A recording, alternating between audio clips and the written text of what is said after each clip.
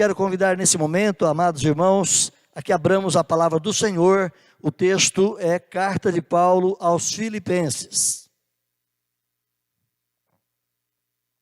Carta de Paulo aos Filipenses, capítulo de número 1.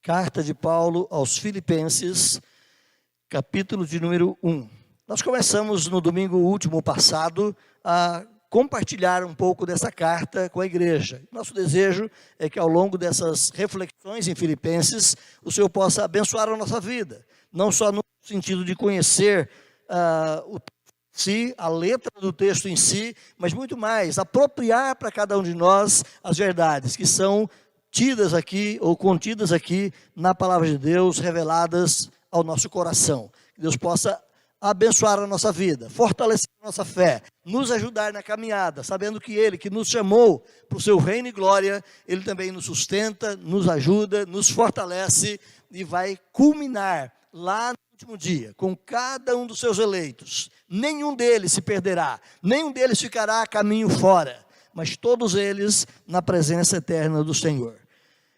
Filipenses 1, de novo quero ler com os irmãos o mesmo texto lido na última semana passada, Filipenses 1, versos 1 e 2.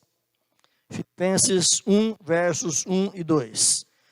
Paulo e Timóteo, servos de Cristo Jesus, a todos os santos em Cristo Jesus, inclusive bispos e diáconos que vivem em Filipos. Graça e paz a vós outros da parte de Deus, nosso Pai, e do Senhor Jesus Cristo. Vamos orar mais uma vez. Peça ao Senhor que Ele fale ao seu coração com a sua palavra lida. Senhor, nós somos pequenos, somos fracos, nós somos, ó Pai, muitas vezes incapazes de conseguir compreender a grandeza da Tua revelação, mas pedimos ao Senhor que o Teu Santo Espírito, ó Pai, abra o nosso entendimento, ilumine os nossos corações, ajude-nos a perceber, ó Pai, nos detalhes da Tua palavra, verdades que são alimento, são fortalecimento para a nossa fé. Abençoa-nos, ó Pai, nessa noite aqui, igualmente a cada um dos demais irmãos que não puderam estar aqui, ó Deus, mas estão acompanhando, servindo o Senhor também neste culto, através do sistema online. Dê a Tua bênção ao Teu povo, fale ao nosso coração, em nome de Jesus, amém. Querido irmão, querida irmã, como cristão, certamente você já tem visto e tem experimentado a bondade de Deus na sua vida.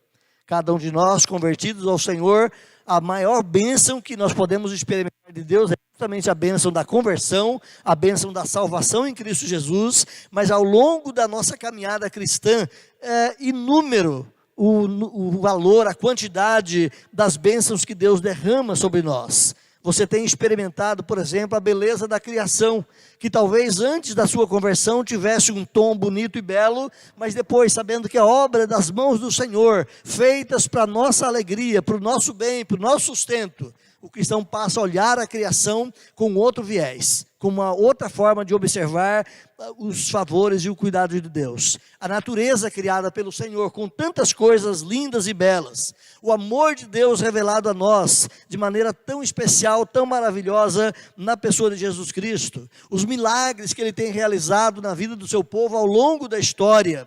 E quem sabe tantas outras coisas, no particular da vida de cada um dos irmãos, têm sido observados como bondade de Deus, como expressão dessa bondade do Senhor.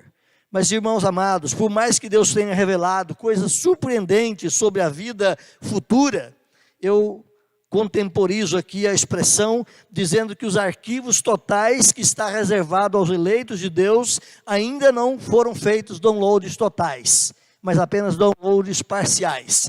Os downloads totais nós nunca os receberemos aqui nessa vida. Trocando em miúdo essa linguagem cibernética para a nossa linguagem mais atual, é dizer aquilo que Paulo disse lá aos Coríntios, na primeira carta, capítulo 2, versículo 9, que nem olhos viram, nem ouvidos ouviram, e nunca jamais entrou no coração humano aquilo que Deus tem preparado para aqueles que o amam. Ou seja, a totalidade das coisas que Deus tem reservado para nós, não baixou do céu à terra, não vieram a revelação ao nosso coração. Muito do que Deus tem preparado está guardado, Ele não quis nos revelar. São coisas inéditas, inefáveis, maravilhosas que Deus tem guardado para o seu povo. Mas uma parte desse arquivo, uma parte dessa revelação de Deus a nosso bem, Ele baixou à terra. Ele trouxe a nós, mediante a palavra, mediante o ensino dos seus apóstolos, mediante a revelação maior do próprio Jesus Cristo, trazendo a pessoa de Deus ao nosso alcance. Deus trouxe esse conhecimento a nós. E o conhecimento dado, meus irmãos, por limitado que seja, por mais amplo que possa ser também ao nosso alcance, mas ainda assim limitado, olhando a grandeza de tudo aquilo que Deus tem revelado ou tem guardado para aqueles que são seus, esses arquivos, essas revelações de Deus são suficientes e necessárias para fortalecer a nossa caminhada. Tudo que nós já recebemos e tudo que nós testemunhamos de Deus na nossa caminhada até aqui, não se compara com aquilo que Deus ainda tem para revelar a nós. Não nessa vida, mas na vida além, por toda a eternidade. É como cantamos no hino do nosso inário: jamais se contou ao mortal. Jamais se contou ao mortal metade da glória celeste, jamais se contou ao mortal. Então nós não conhecemos quase nada de tudo aquilo que no além está reservado para nós. Nós não temos mente, entendimento, capacidade racional de compreender a grandeza dessas revelações. O próprio Senhor Jesus Cristo, certa feita, conversando com Nicodemos, um dos sábios, mestres, rabinos de Israel, ele vai dizer: se eu estou falando de coisas terrenas, vocês não conseguem compreender tudo, imagine se eu falar das coisas celestiais. As coisas celestiais, meus irmãos, elas são inéditas, elas são tremendas, elas são muito além da nossa capacidade de conhecer, de discernir, de perceber, de apreender e de aproveitar. Então Deus revelou a nós aquilo que Ele julgou necessário e aquilo que Ele julgou suficiente para manter a nossa vida. Quero voltar com você brevemente aos contextos iniciais da carta de Paulo aos Filipenses, lembrando que essa carta foi escrita por volta dos anos 60 a 61, aproximadamente, depois de Cristo, quando Paulo estava em Roma. Depois da sua terceira viagem missionária, ele é preso, ele fica 2 anos preso ali em Roma, não nos calabouços ainda das prisões romanas, mas numa casa alugada. Quando você vai lá para o finalzinho do livro de Atos, você vê exatamente essas expressões. Paulo morava numa casa alugada, mas como prisioneiro. Talvez se fosse hoje uma prisão domiciliar com uma tornozeleira eletrônica, coisa do tipo, para mantê-lo sob vigilância, mas ele tinha ali uma certa liberdade. Ele recebia irmãos, recebia conhecidos, falava do evangelho, tinha uma mobilização onde ele estava. O conteúdo dessa epístola, ela tem por alvo então confirmar os irmãos de Filipos, uma igreja extremamente amada, que zelava pela vida de Paulo, animava Paulo, ajudava Paulo também com subsídios, com ofertas. Esse conteúdo dessa epístola tem por motivo, então, animar esses irmãos na fé, fortalecê-los, estimulá-los a andar de modo prazeroso e digno do Evangelho de Jesus Cristo, e ao mesmo tempo dar algumas instruções contra alguns riscos que sondavam e que rondavam ali aquela igreja. Como dito na primeira exposição, essa igreja é uma igreja que não sofre nenhuma reprimenda, nenhuma correção do apóstolo Paulo. Pelo contrário, Paulo tem muito a reconhecer do bom caminho que aqueles irmãos estavam encetados por andar. Nesse contexto, então, brevemente, queridos, eu quero falar com os irmãos essa noite sobre o tema que propus aqui: o eleito desfruta de bênçãos perenais. O eleito de Deus desfruta de bênçãos perenais. Nós compartilhamos na semana passada, falando quem é o eleito de Deus, e eu lembro aos irmãos aqui que nós falamos que o eleito de Deus, ele é servo em Cristo Jesus. O eleito de Deus, em segundo momento, nós dissemos que eles são santos em Cristo Jesus.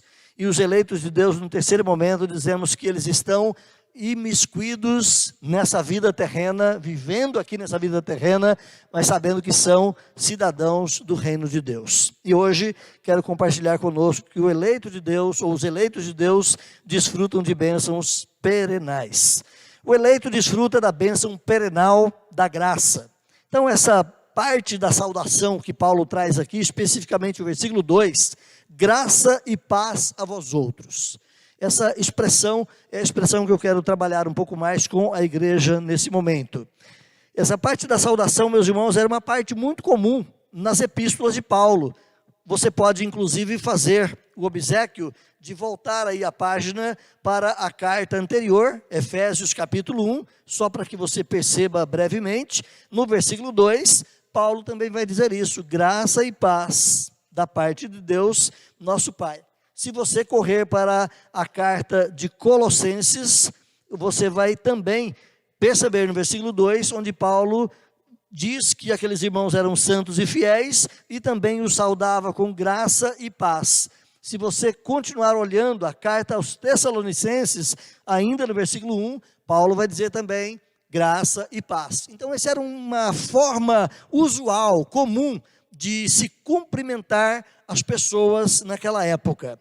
Ao tratar então desses dois vocábulos aqui, meus irmãos, nesse verso de introdução a essa carta aos Filipenses, eu não faço isso por mero preciosismo, ou seja, me apegar apenas à letra da palavra, à beleza da palavra em si, mas o nosso intuito é que Deus possa nos ajudar a degustarmos aqui de verdades que estão presas, guardadas, contidas assim nesses vocábulos, mas que são verdades profundas para nós em Cristo Jesus.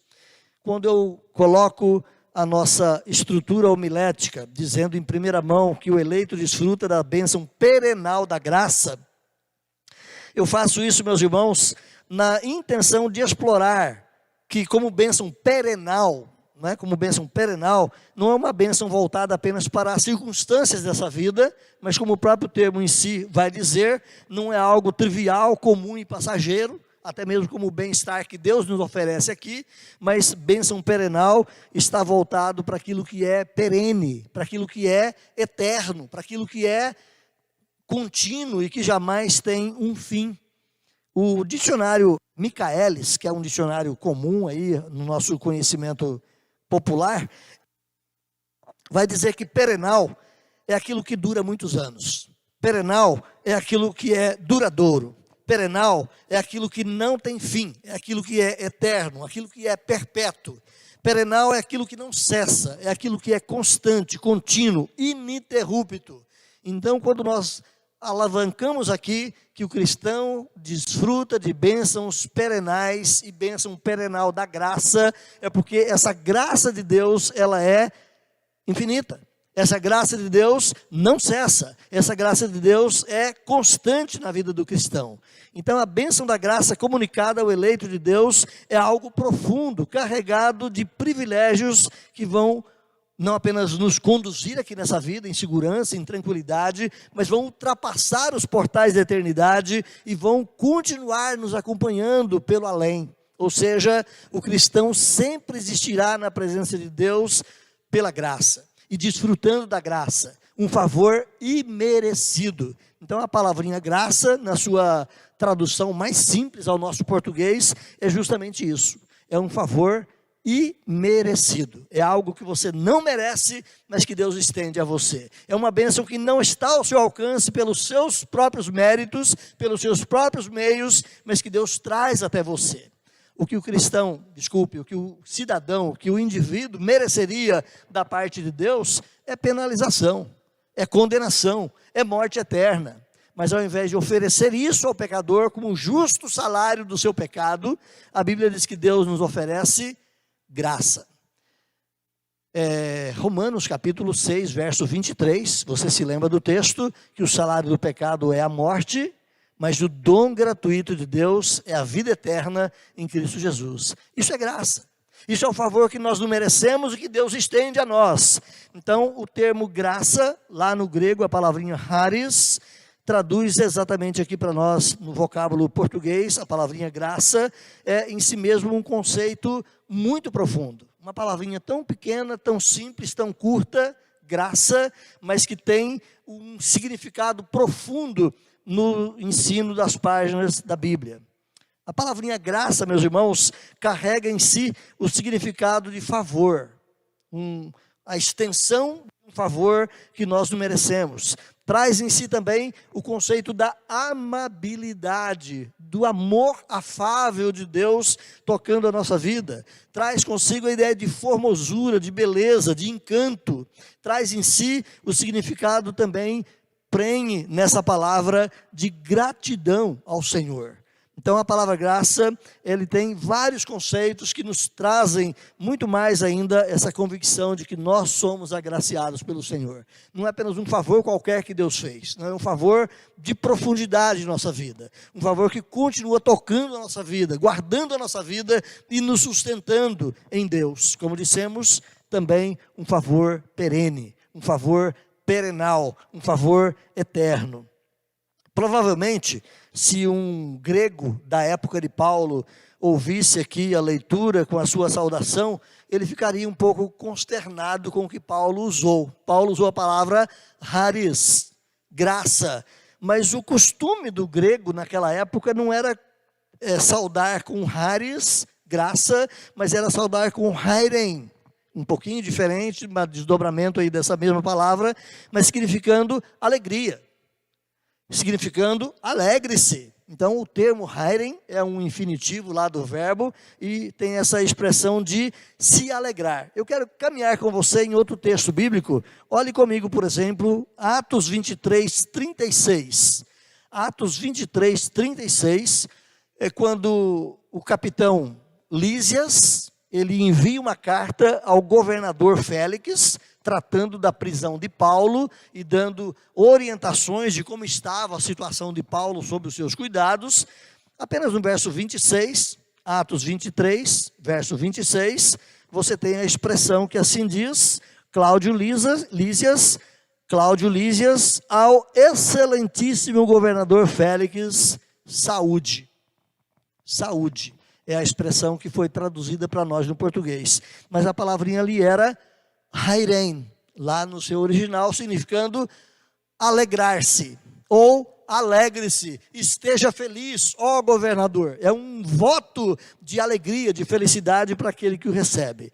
A palavra saúde, então, ela não está muito alojada ao literal da tradução do texto ali, como aparece no nosso texto em português, porque o original vai indicar muito mais a ideia de alegria do que a ideia de saúde. Mas também é uma saudação comum, porque uma pessoa que tem boa saúde é uma pessoa que desfruta normalmente de alegria na sua vida. Então essa era uma saudação comum lá do povo grego, desde os tempos de Homero, lá no início da construção de toda a cultura helênica. Entre as epístolas do Novo Testamento, somente a epístola de Tiago começa e usa essa expressão hairen, alegre-se. Mas as de Paulo, por exemplo, vai usar graça, charis, no sentido de uma saudação de Paulo aos irmãos. A carta enviada pelos membros do concílio de Jerusalém às igrejas dos gentios. Então agora você pode correr lá para Atos também, capítulo 15. Olha lá comigo, Atos capítulo 15, verso 23. Você tem também essa expressão ali, Atos 15, 23, quando diz assim o texto: escrevendo por mão deles, os irmãos, tanto os apóstolos como os presbíteros, aos irmãos de entre os gentios em Antioquia, Síria e Cilícia, saudações. Essa palavrinha saudações também é essa palavrinha hairen, alegrem-se, alegrar-se ou estejam em alegria. A saudação completa no grego, então, parece mais ter esse sentido de estar bem, de sentir-se feliz. É como nós hoje saudamos o irmão na rua: bom dia. O que você quer dizer com isso? Que ele esteja feliz nesse dia, que seja um dia realmente alegre, abençoado, tranquilo, próspero na vida dessa pessoa. Então essa expressão bom dia, no nosso português, na nossa cultura aqui, ela é carregada de significado também. E assim, a expressão lá, hairen, para o grego, tinha esse sentido de estar alegre, de estar provido daquilo que de fato poderia trazer alegria para ele. Então, em algumas versões, você tem a tradução de saúde ou de saudações. É possível então que esse regozijar, essa alegria trazida aqui nessa saudação do grego, tenha sido a tradução da expressão latina benevolere, como diz lá no seu italiano, nas línguas originais do latim, ou passar bem aqui no nosso português, né? Quando você diz para alguém, esteja bem, vá em paz, é mais ou menos essa expressão de realização, de felicitação que você passa à pessoa. Mas, irmãos, embora seja um cumprimento comum naqueles dias, Paulo não usa a palavrinha hairem, alegrar-se, ou alegre-se, ou esteja com saúde, conforme a tradução que possa ser dada, mas Paulo usa a expressão cristã haris. Ela carrega muito mais do que um simples cumprimento. Ela tem um significado mais profundo.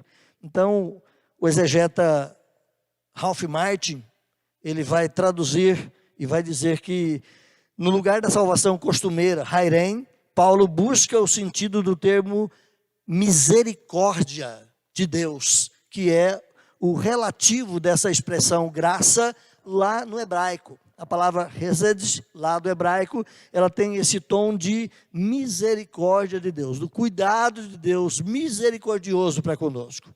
O que é misericórdia? É Deus poupá-lo do seu sofrimento. Então é Deus trazer a você um sentimento bom, uma expressão boa, uma condição melhor. Essa ideia é trazida lá da palavrinha hebraica, e esse conceito é que está também presente aqui na palavra haris, ou graça, trazida por Paulo, como explica aqui o exegeta Ralph Martin. A misericórdia de Deus estendida a nós. Então, de novo, voltando, o que nós mereceríamos como pecadores: condenação, perdição eterna, penalidade máxima, mas Deus usa de misericórdia, nos tira daquela situação de sofrimento e nos poupa. Então essa é a ideia presente aqui na palavra graça. Um outro comentarista chamado J. Motyer, ele vai dizer que graça é Deus sendo misericordioso a ponto de estender o seu favor, que é um favor imerecido, àqueles que estão sem esperança. Eu volto com você no significado da lei. Por que Deus deu a lei para o povo? Bom, você pode dizer, pastor, tem várias aplicações. A lei ajuda a colocar o homem na linha certa. A lei ajuda a restringir o erro para que não deflagre em danos tão maiores para a sociedade. Sim, a lei tem tudo isso. Mas quando você olha teologicamente para a lei dada por Deus lá para o povo de Israel, ela nunca teve a intenção, por exemplo, de salvação. O homem nunca foi salvo, e essa expressão está muito carregada também no ensino de Paulo. O homem nunca foi salvo pelo poder da lei. A lei servia apenas para mostrar para o homem que ele era um pecador desgraçado, que ele não conseguia andar de acordo com a vontade de Deus. A lei teve esse propósito, de provar que o homem não consegue andar na vontade de Deus. E se ele não consegue andar na vontade de Deus, o merecimento dele é a penalização. Então o que esse homem faz? Ele tem que apelar para Deus. Ele tem que pedir socorro para Deus. Ele tem que clamar pela misericórdia de Deus. Ele tem que pedir para que Deus não o puna, embora ele seja merecedor. Aí entra o aspecto da graça. A lei, portanto, conduz o homem à consciência do pecado, à certeza do seu pecado, à certeza da sua culpa. Mas a graça de Deus, a misericórdia trazida nessa graça, libera o homem da sua culpa, porque ele trouxe a culpa sobre outra pessoa. Então é isso que J. Motyer fala para nós aqui. Graça, Deus sendo misericordioso, a ponto de estender o seu favor imerecido àqueles que estão sem esperança, àqueles que estão desamparados, e Deus assim os ama livre e soberanamente, oferece-lhes gratuitamente o contrário do que merecem. Isso é graça. Então é Deus nos livrar do nosso merecimento e nos dar aquilo que nós não merecemos.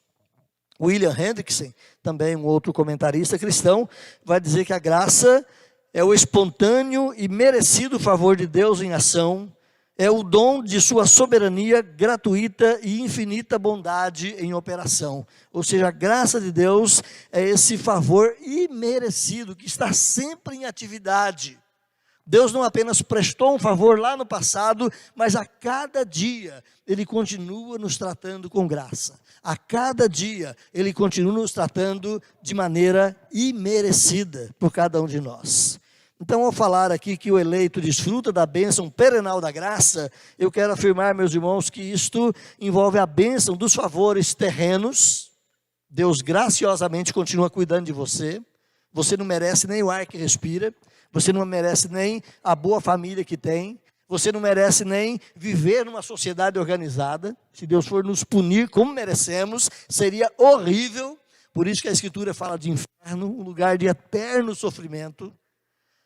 Então, se Deus for nos tratar segundo o nosso merecimento, estaríamos perdidos. Mas saber que o eleito desfruta dessa bênção perenal da graça, é saber que Deus continua cuidando dele. Nas coisas terrenas, materiais, as provisões, o cuidado, mas isso vai além. Saber que o eleito é portador dessa bênção perenal da graça, ajuda o cristão a entrar na esfera da eternidade, a pensar no além. E é só o cristão que tem essa esperança plena em Cristo Jesus, onde Cristo cobre cada um de nós com favores e bênçãos, como já dissemos, vão além dessa vida, são favores que são inefáveis, são coisas que são indizíveis, muitas delas nem sequer trazidas ao nosso conhecimento, muitas delas nem mesmo reveladas a nós, porque nós não temos capacidade, no momento, de compreender a grandeza daquilo que Deus nos tem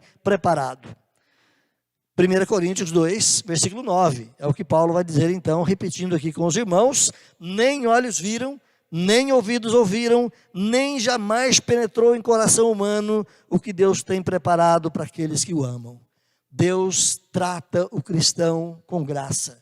Deus trata o seu eleito de forma especial. Deus trata aquele que ele escolheu para a eternidade de uma maneira totalmente diferente. Deus é bom para com o ímpio? Sim, Deus é bom para com o ímpio. Deus é bom para com o homem que não tem nenhum temor a Ele. Sim, Deus continua sendo bom. Deus é bom para aquele que mesmo é um blasfemo contra Ele, continua dando saúde, vigor, saúde e tudo mais. Sim, Deus é maravilhoso, irmãos, Ele é bom. Mas para com aqueles que são objetos da sua eleição, a Bíblia diz que Deus é gracioso.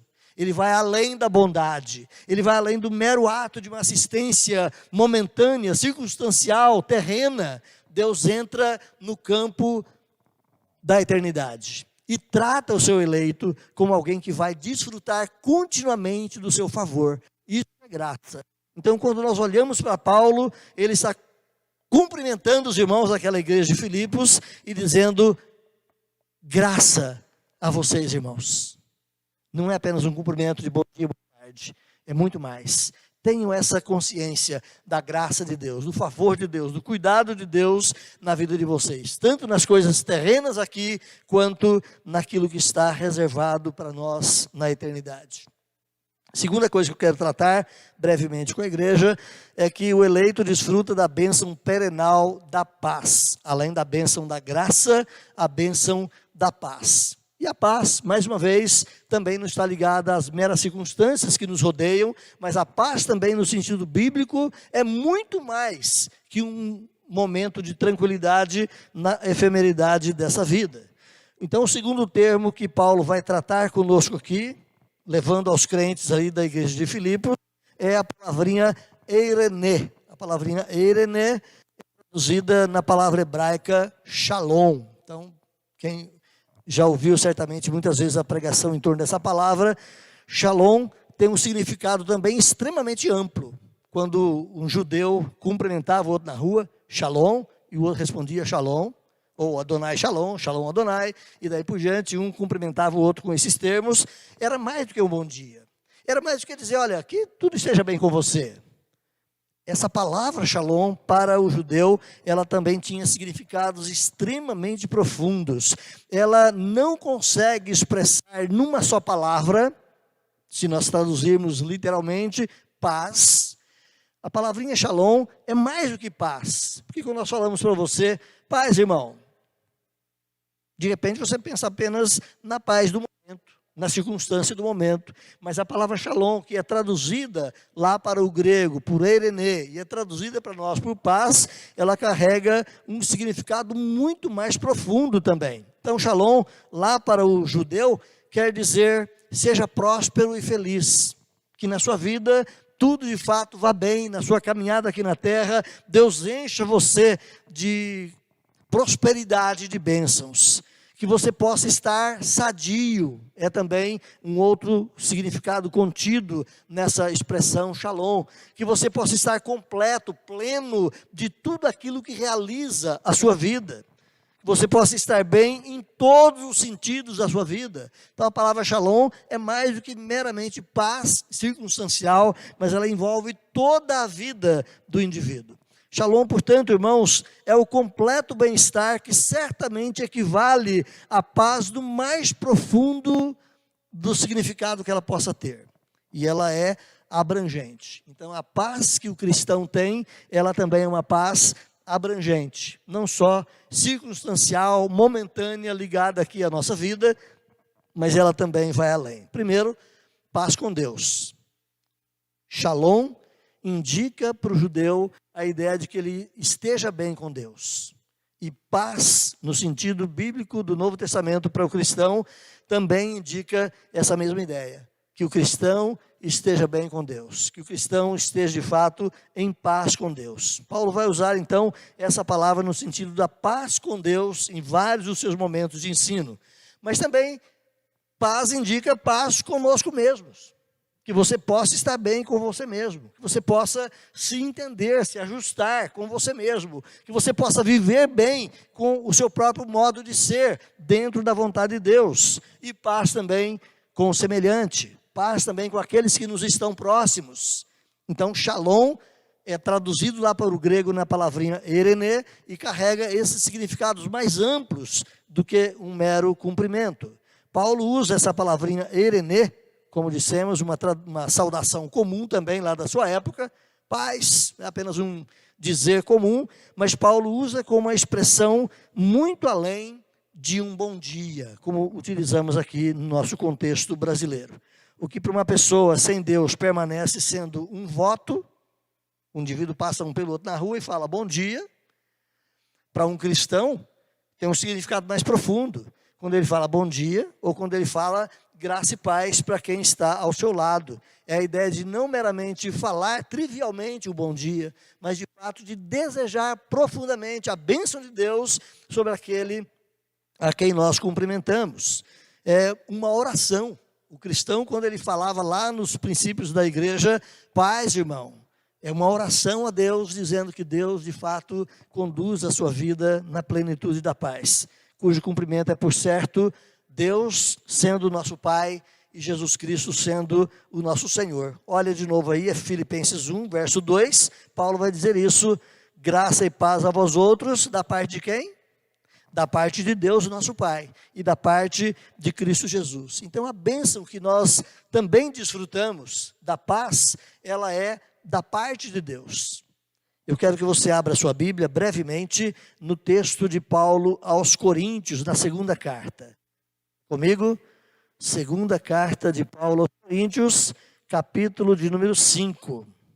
Segunda de Paulo aos Coríntios, capítulo 5, versículo 18 e 19. Segunda de Paulo aos Coríntios 5, 18 e 19, diz assim: ora, tudo provém de Deus, que nos reconciliou consigo mesmo por meio de Cristo e nos deu o ministério da reconciliação, a saber que Deus estava em Cristo, reconciliando consigo o mundo, não imputando aos homens as suas transgressões, e nos confiou a palavra da reconciliação. Eu quero destacar aqui, meus irmãos, a ação de Deus. Tudo provém de Deus, que Ele fez o quê? Reconciliou. O que é reconciliar? É justamente promover a paz, trazer de volta a amizade, a harmonia entre pessoas que estavam inimizados. E Deus nos reconciliou com quem? Versículo 18, consigo mesmo. Deus faz a paz com o homem, com Ele mesmo. A Bíblia vai nos ensinar no contexto lá de Romanos capítulo 5, por exemplo, que Deus é um Deus irado contra o pecador. Que Deus é um Deus que se ira profundamente contra a agressão do pecado que o homem produz diante dele. Então Deus é um Deus irado contra o pecado e contra o pecador, mas ao mesmo tempo é um Deus que pacifica, é um Deus que reconcilia, é um Deus que traz a paz entre ele e o pecador eleito. Então o pecador eleito em Cristo Jesus, ele é objeto dessa paz de Deus. Deus vai produzir a paz através da ação salvadora de Cristo com o pecador que é eleito para a vida eterna. Esse vai ser trazido para junto de Deus, vai ser quebrantado, vai receber a fé, vai crer em Cristo Jesus, vai abraçá-lo e confessá-lo como seu Salvador, e a Bíblia diz que ele será justificado. Então corre agora para Romanos capítulo 5, versículo 1. Romanos 5, versículo 1 diz que justificados, pois, mediante a fé, temos paz com Deus. Então, uma vez o pecador justificado em Cristo Jesus, a inimizade é derrubada, a inimizade é cancelada, a ira de Deus é desviada. Por que a ira de Deus é desviada? Porque a ira de Deus já foi executada no seu Filho Jesus Cristo, ao invés de ser executada nos eleitos. Então a ira de Deus é desviada e o eleito agora tem paz com Deus por meio de Jesus Cristo. O Werner de Boer também é um comentarista cristão. Ele vai dizer que não nos virão bons dias pelo simples fato de que ouvimos bom dia inúmeras vezes, e tampouco permaneceremos saudáveis porque no aniversário nos foi desejada uma boa saúde. Então o simples falar bom dia, boa tarde, o simples desejar paz um ao outro não resolve o problema.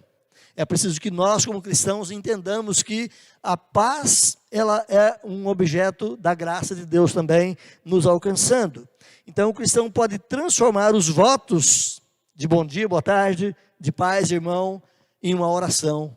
E ao invés de simplesmente dizer ao irmão, graça e paz, ele realmente orar ao Senhor, que a tua graça, Senhor, que a paz do Senhor esteja mesmo alcançando e abençoando esse irmão.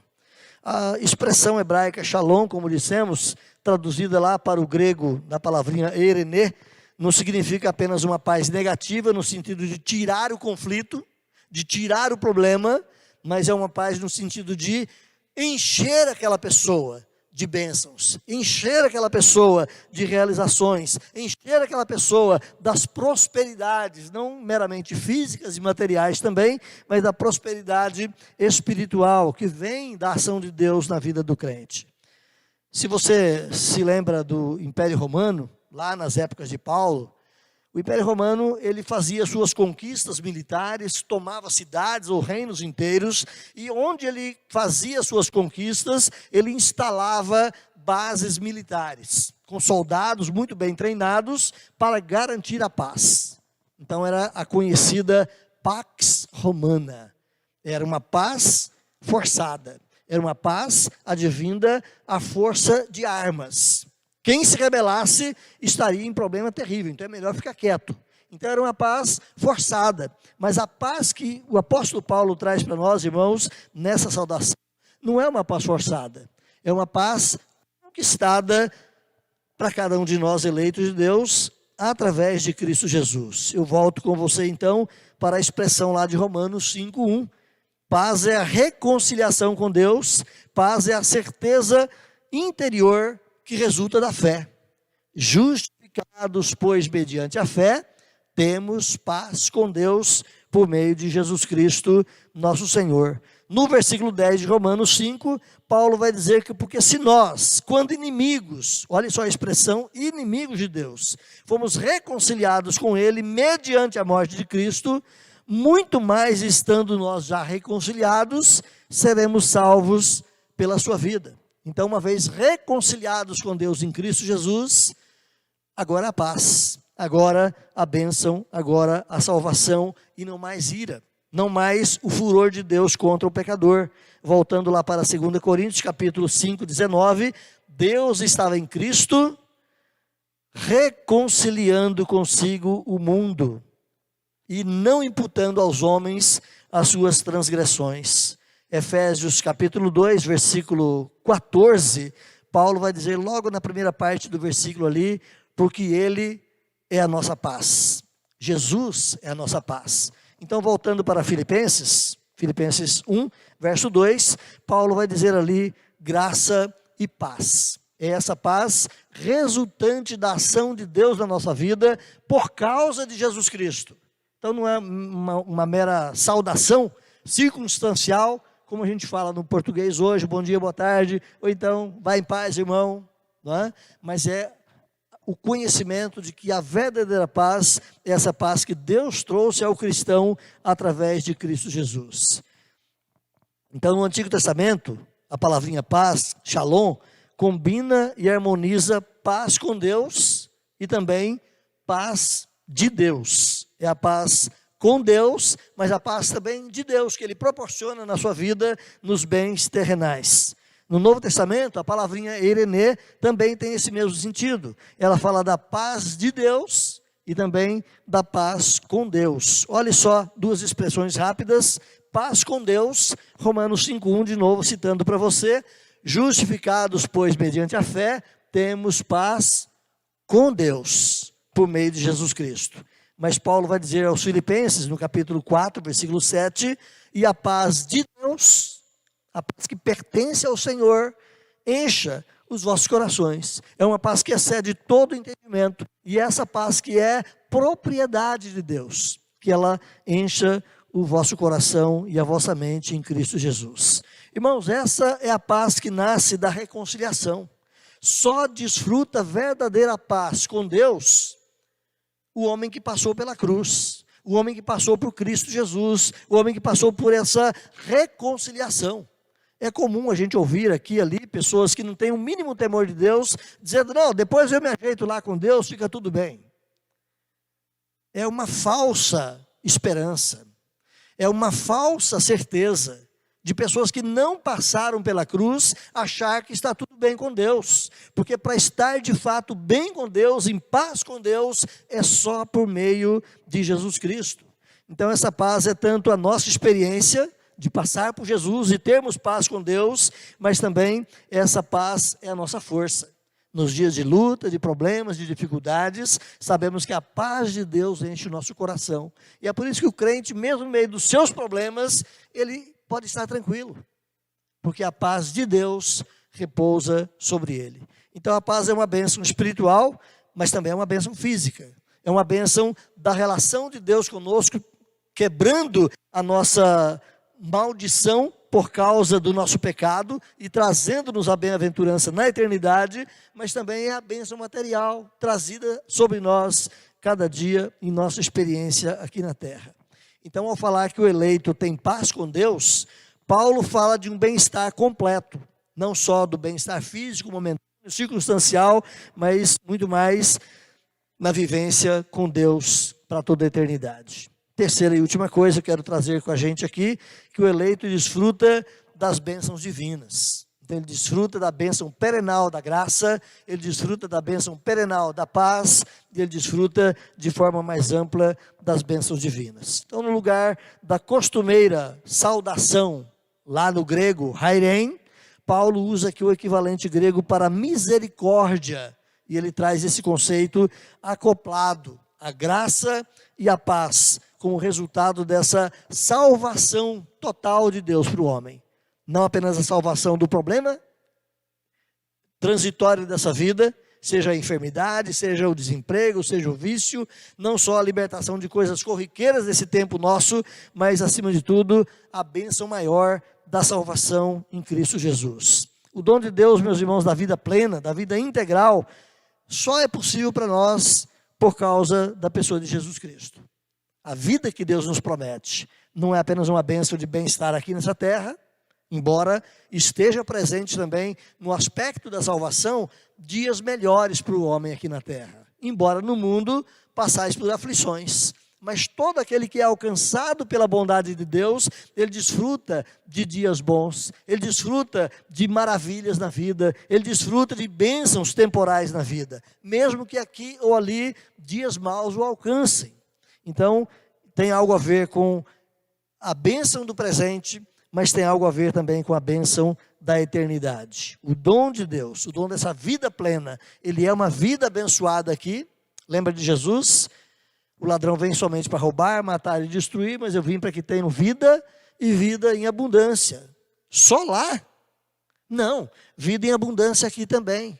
vida em plenitude com Deus aqui também, vida em plenitude entre os irmãos aqui também, vida realizada entre corpo de Cristo aqui também, mas também diz respeito à vida em abundância na eternidade. Então, voltando aqui, essas duas bênçãos, a graça e a paz, provém de Deus, provém do Senhor Jesus, como Paulo diz aqui no versículo 2, da parte de Deus e da parte do Senhor Jesus Cristo. A graça e a paz vem da parte de Deus e vem da parte de Jesus.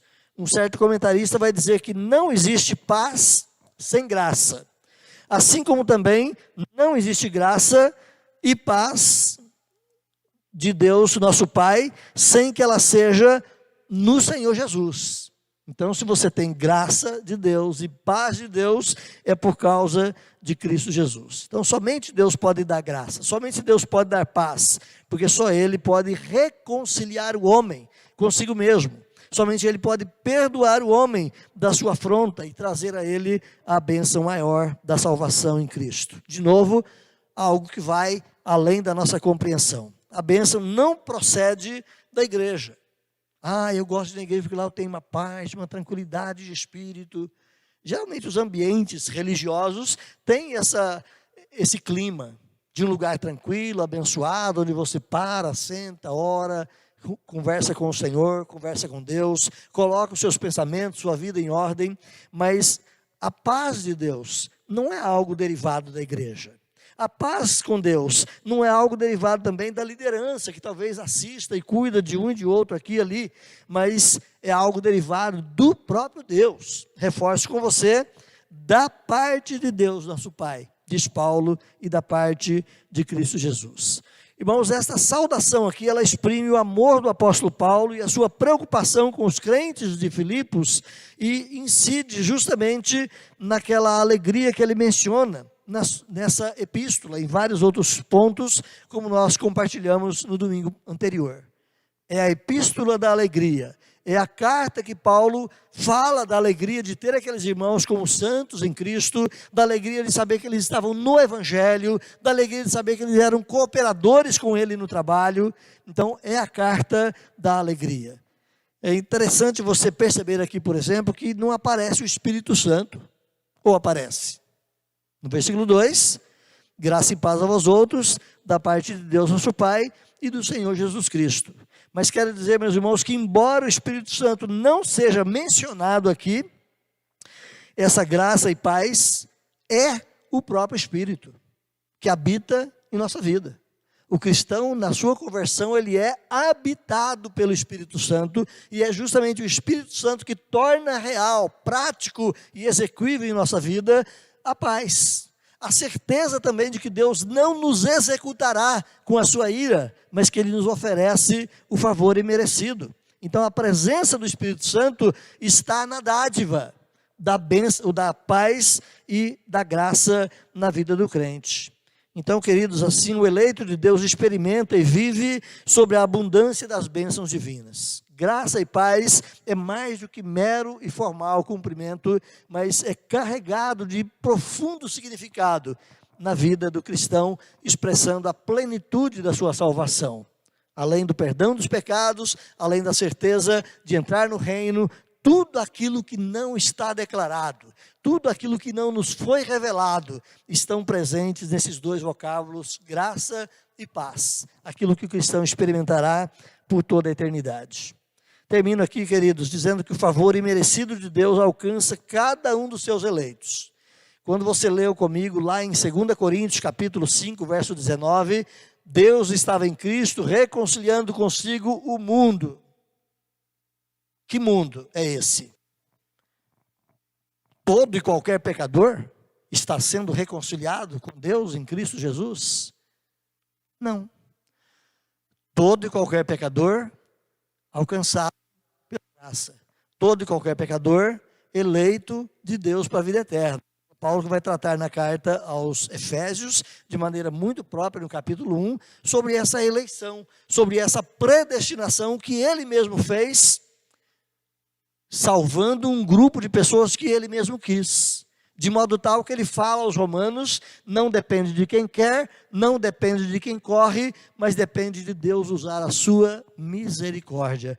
Portanto, Deus estava em Cristo reconciliando consigo o mundo dos eleitos, o grupo que ele escolheu para a sua salvação e para a sua vida eterna. Então, queridos, é por isso que nós podemos encontrar aqui, reunidos e unidos como rebanho de Deus, na certeza de que estamos sob o cajado do Supremo Pastor, Cristo Jesus. Nós podemos encontrar aqui graça e paz, sabendo que Ele é aquele que nos provê a salvação e nos coloca como ovelhas do seu rebanho. Então, a paz com Deus, promovida pela cruz, e a paz de Deus, trazida ao cristão em Cristo Jesus, através do Espírito, são derivadas da graça. Só desfrutamos paz com Deus, ou paz de Deus e paz com Deus, por causa da graça derramada em Cristo Jesus. Isso pode ser desfrutado na vida do crente. Qualquer que seja a circunstância, a paz não é algo externo, mas é paz interna. Lembra o que você canta? Essa paz que sinto em minha alma, não é porque tudo me vai bem. É uma paz que não é a paz externa. Não é porque as coisas de fora estão indo bem. Não é porque a vida está correndo bem. Mas é uma paz interior. Mesmo que falte alimento, mesmo que falte tranquilidade, mesmo que falte tudo externo, o cristão é aquele que desfruta da verdadeira paz trazida em Cristo Jesus. Portanto, irmãos, graça e paz.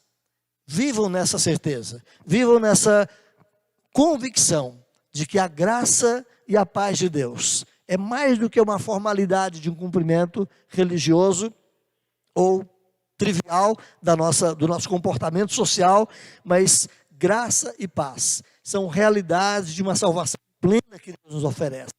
Começando aqui nessa caminhada, transformando a nossa vida aqui, abundando os nossos dias de bênçãos e de bens, mas ultrapassando os portais da eternidade, garantindo para nós aquelas revelações que não foram downloadadas, não foram trazidas ao nosso conhecimento, não foram feitas downloads dela para nossa alegria, mas bênçãos eternas que estão reservadas para nós em toda a eternidade.